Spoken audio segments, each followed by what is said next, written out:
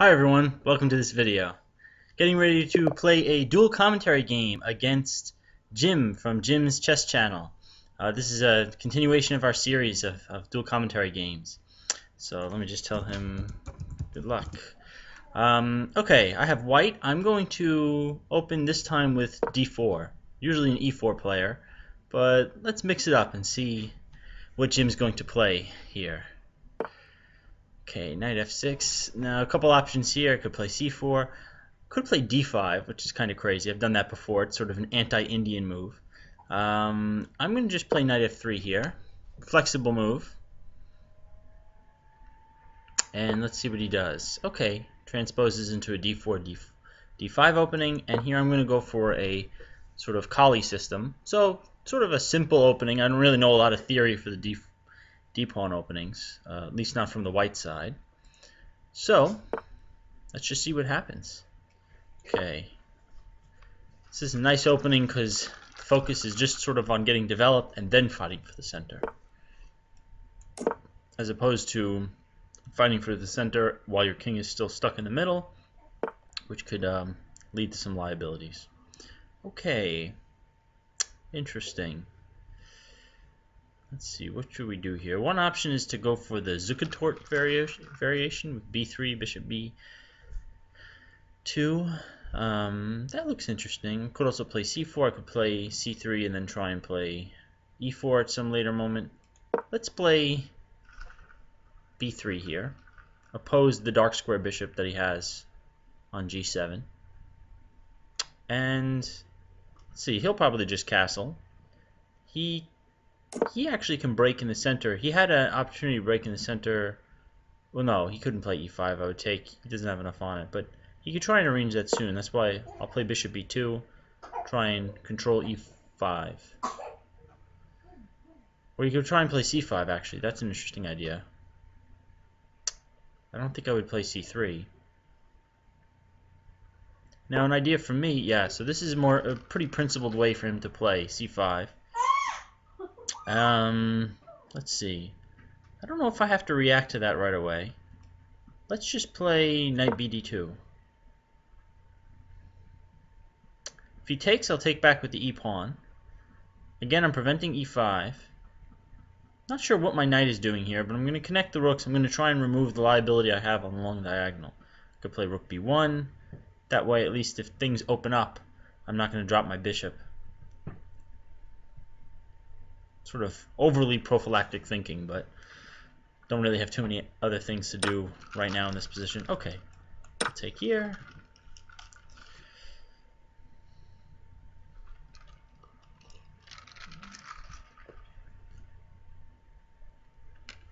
Right now my bishop on d3 isn't really doing much.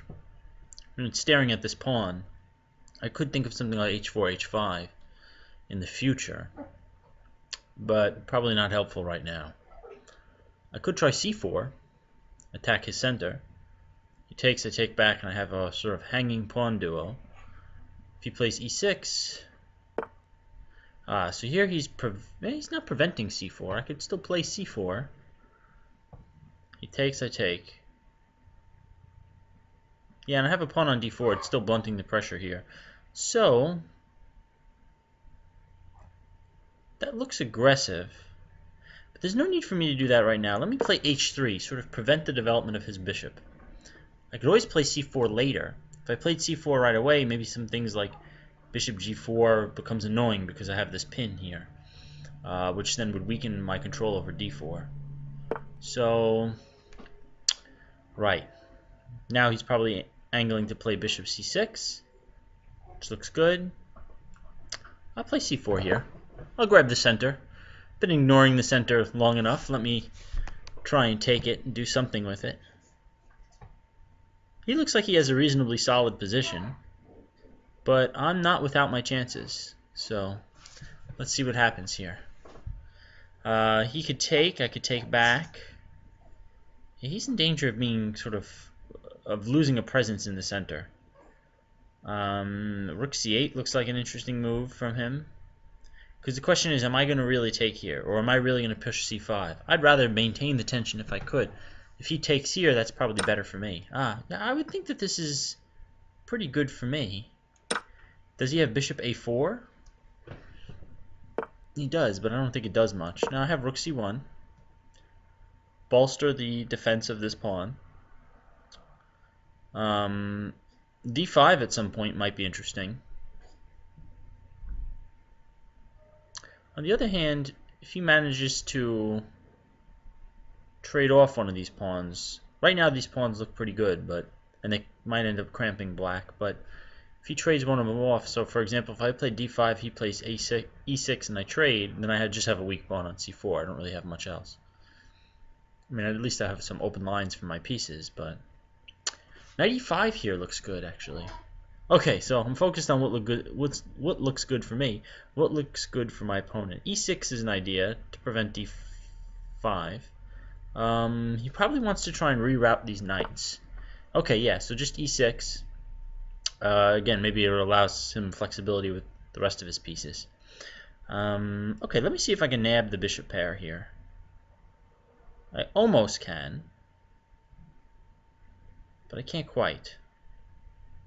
But still, knight e5 looks good, and I always have the other knight coming here too, later on. d4 is still protected, c4 is now protected 4 times. A little unusual to have a pawn defended 4 times, usually 2 or 3 times, but he could just give up the bishop pair. He could play bishop e8, probably the most solid way to play. Bishop a4 looks active, but after I move the queen, I'm not sure what the bishop is doing there. Okay, so he's going to allow me to take the bishop pair. I'm just going to take it off right away. I'm not even going to think about it. Bishop was on a pretty active diagonal, and I don't see any particular advantage from him taking back either way. Okay. Now the question is, how do I continue my play here?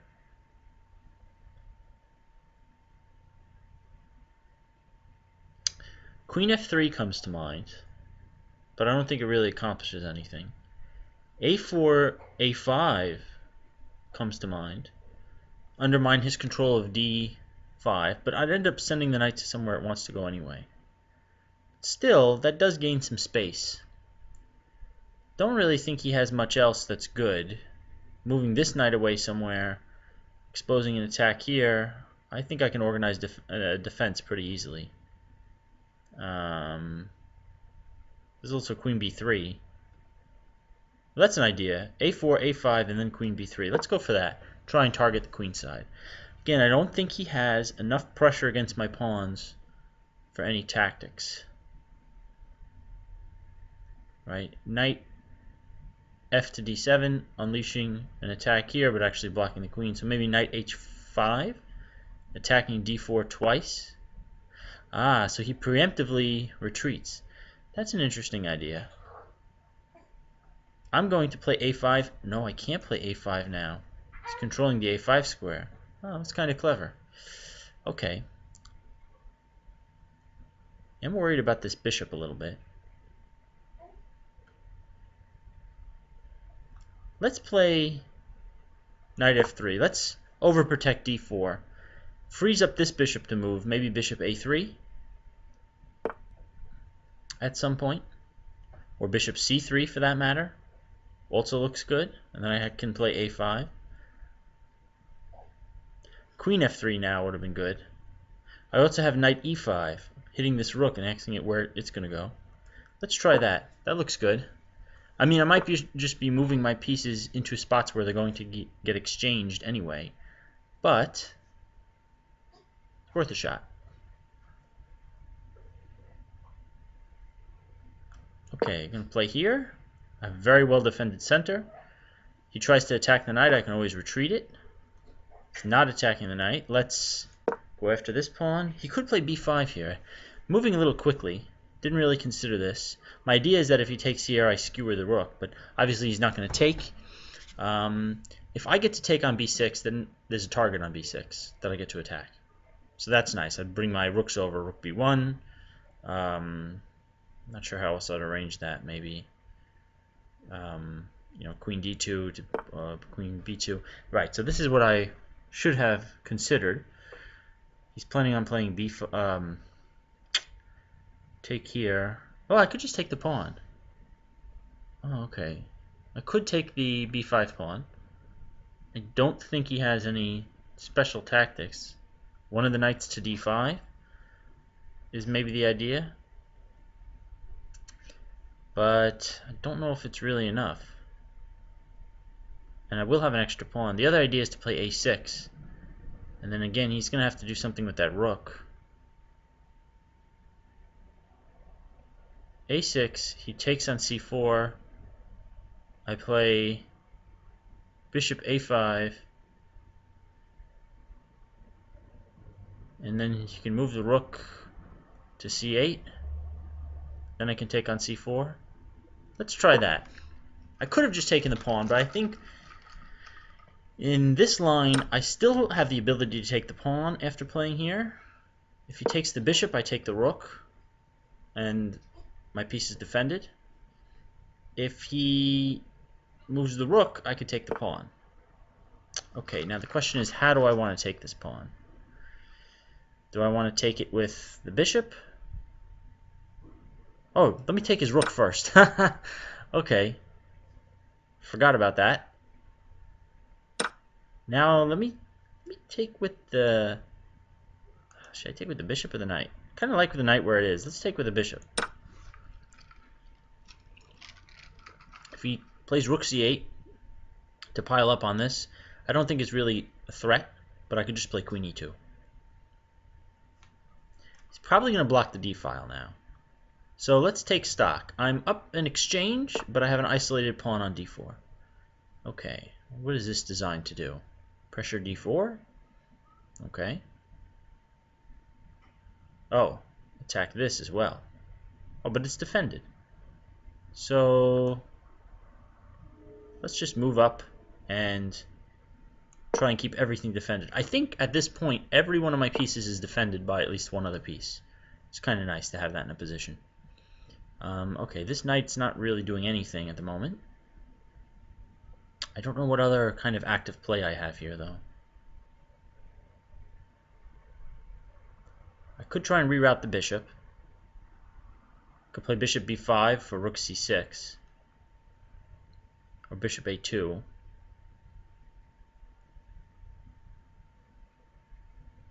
I play...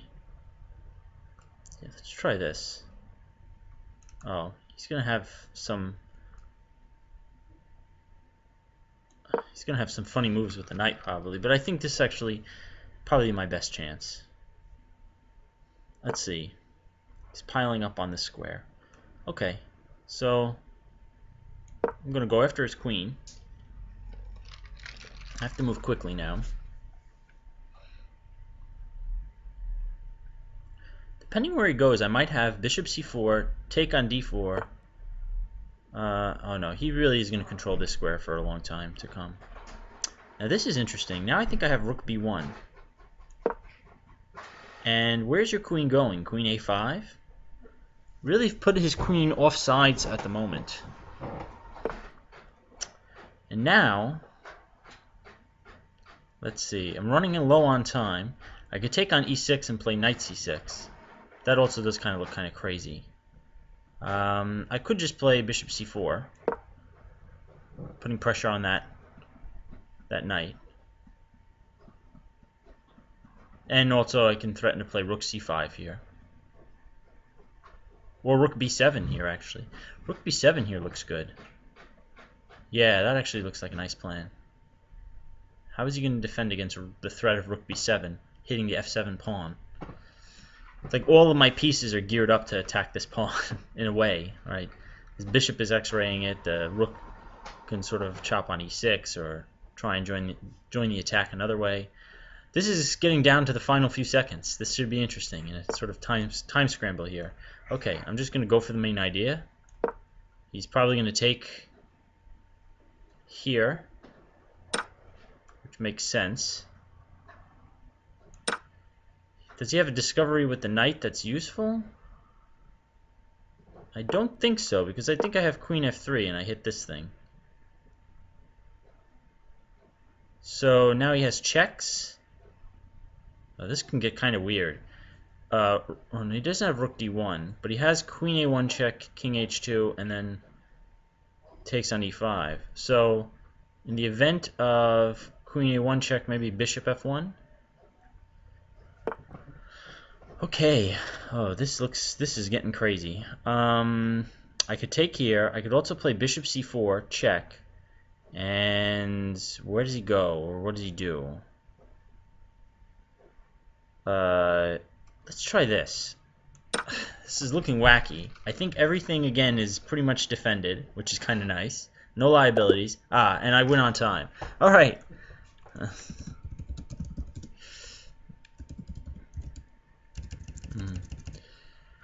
All right, that was a nice win.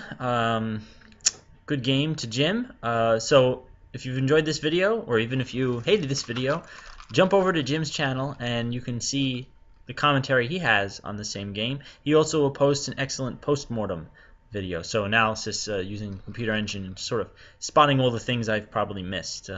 Let's take a quick look here, see if there's anything. Oh, let's work backwards actually. So yeah, this movement with the queen doesn't really seem to be that productive. Probably something more defensive is called for. Maybe queen f8. I'm not sure. I get to build up a lot of pressure. The only question is, can I really break through? Yeah.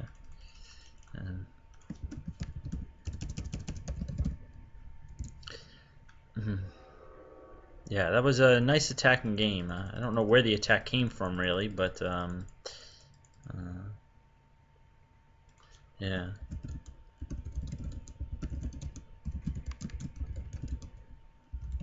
Yeah, probably he shouldn't have taken on c4.